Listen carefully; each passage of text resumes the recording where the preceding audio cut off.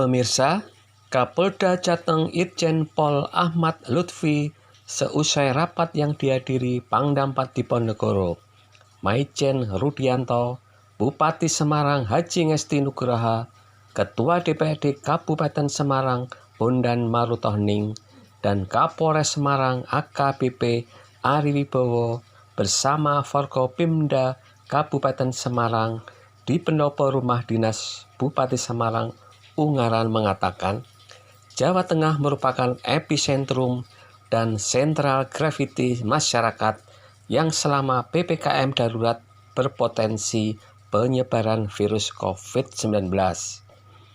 Masyarakat dari berbagai daerah banyak datang dengan tujuan mudik maupun aktivitas lainnya.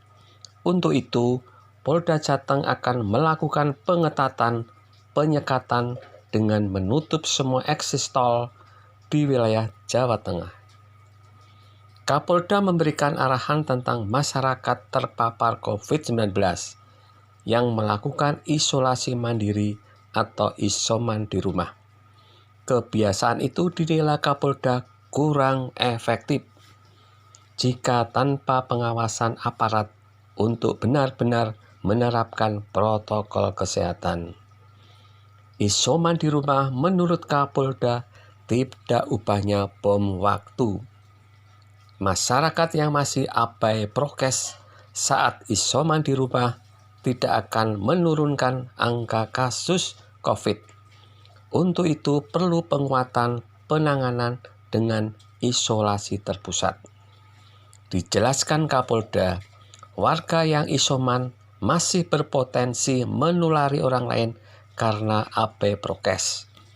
Berbeda jika dilakukan isolasi terpusat di rumah singgah atau rumah sakit.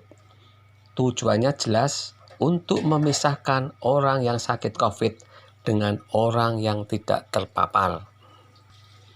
Kapolda dengan tegas memerintahkan Babin Kamtibmas dan Babinsa turun ke masyarakat memperhatikan hal tersebut. Ditegaskan Kapolda, percuma upaya pencegahan sudah dilakukan dengan penyekatan, namun di hulu masyarakat masih abai saat isoman. Abdul Muiz, Jateng Post TV, Ungaran melaporkan.